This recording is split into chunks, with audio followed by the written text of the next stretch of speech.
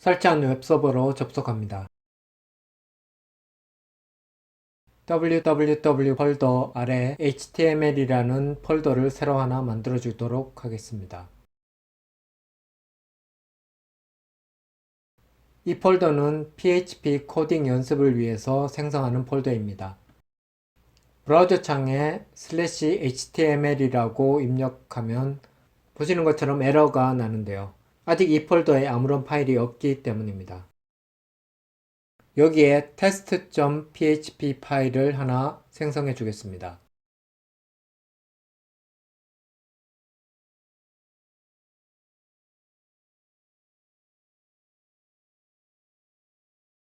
그리고 브라우저에 html/test.php 파일이라고 입력하면 이 파일의 내용이 출력되는데요. 현재 파일 내용에 아무것도 없어서 아무것도 안 나오는 상태인데요. test.php라고 입력하고 다시 브라우저를 리프레시 해보시면 이 파일의 내용이 나오는 것을 보실 수가 있는데요. 그러면 보시는 것처럼 /html만 입력해도 웹페이지가 표시되도록 할 수는 없을까요? 이렇게 만들어 주시려면 index.php 파일이라는 이름으로 파일을 생성해 주시면 됩니다. 이 index.php 파일은 디렉토리의 주인 역할을 한다고 보시면 됩니다. 즉 디렉토리명을 입력하면 디폴트로 연결되는 파일이 index.php 파일입니다. 이 파일의 이름은 웹서버 세팅에서 변경해 줄 수도 있는데요. 일반적인 설정은 index.html, index.php 파일이라고 보시면 됩니다.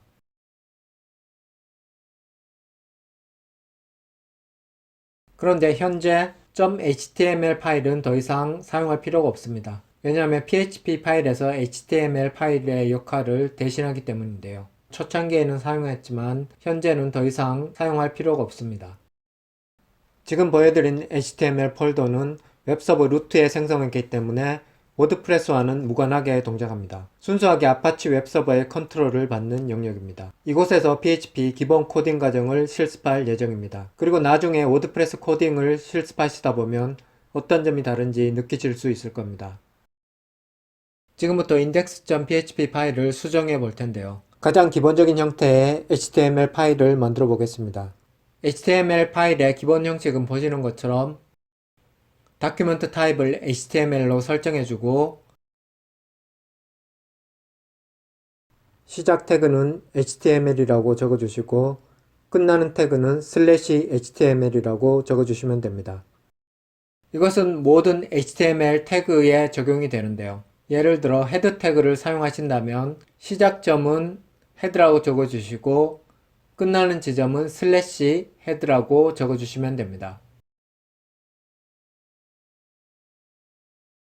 보시는 것처럼 태그 안에 랭귀지를 기본적으로 설정해 줄 수 있는데요. ko-kr이라고 적어주시면 됩니다.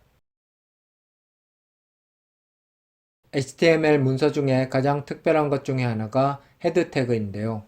헤드 태그에 보시는 것처럼 기본적으로 메타 태그를 사용해서 캐릭터 셋과 네임을 설정해 주시면 됩니다. 워드프레스를 사용하면 사실 이런 헤드 코딩에 대해서는 신경 쓸 필요가 없는데요.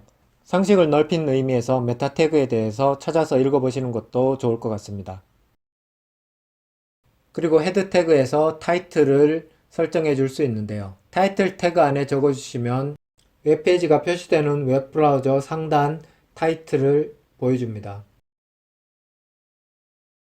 헤드 태그 다음에 바로 나오는 것이 바디 태그인데요. 페이지의 메인 컨텐츠를 보여주시는 영역이라고 생각하시면 됩니다.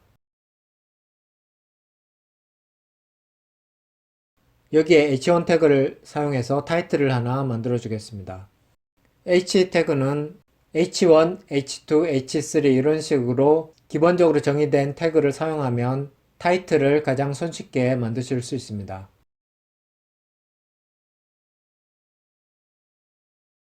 그럼 가장 많이 사용하는 div 태그와 span 태그에 대해서 설명드리겠습니다. 기본적인 옵션은 div 태그는 한 라인을 표시하고 span 태그는 같은 라인에 표시해 줍니다. 다음은 푸터 태그인데요. 푸터 태그는 바디 태그 맨 아래쪽에 사용하시면 됩니다. 푸터 태그를 사용하셔도 되고 div 태그로 사용하셔도 상관이 없습니다. 브라우저에서 마우스 우측 버튼을 클릭하고 뷰 페이지 소스를 누르면 현재 HTML 소스를 확인하실 수가 있습니다. 프로그래밍을 할 때 가장 많이 쓰는 기능 중에 하나인데요. 현재 페이지의 소스를 살펴보는 기능입니다. 다음은 인라인 코딩에 대해서 설명드리겠습니다. 가장 초창기 형태의 스타일 코딩인데요. 태그 안에 스타일이라고 쓰고 다운표 안에 CSS 내용을 코딩해 주시면 됩니다. 이런 식의 코딩은 웹의 가장 초창기에서 사용했는데요. 현재는 사용하지 않고 있습니다. 이런 식으로 스타일을 작성하면 나중에 스타일을 수정할 때 각각의 PHP 파일을 모두 열어서 수정해 주어야 합니다. 만약에 이런 소스 코드를 보신다면 아주 옛날에 작성된 코드라고 보시면 됩니다. 두 번째 스타일을 정의해주는 방법은 스타일 태그를 사용하는 방법인데요. 스타일 태그를 사용해서 그 안쪽에 CSS 코드를 입력해 주시면 됩니다. 이것이 인라인 코딩보다 조금 더 발전된 형태인데요.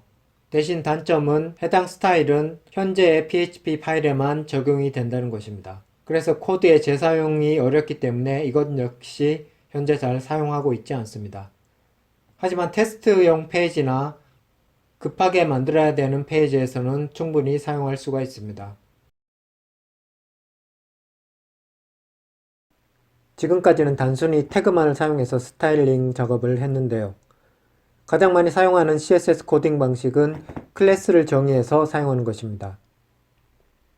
CSS에 대해서는 독립적인 챕터를 구성해서 다시 설명드리겠지만 먼저 태그 안에 클래스를 정의해 주신 뒤 스타일 안에 클래스 이름을 쓰고 코딩을 해주시면 됩니다. 마치 함수 선언 방식과 유사한 구조인데요. 컬러 언더바 블루, 컬러 언더바 레드 두 개의 클래스를 코딩해 보겠습니다.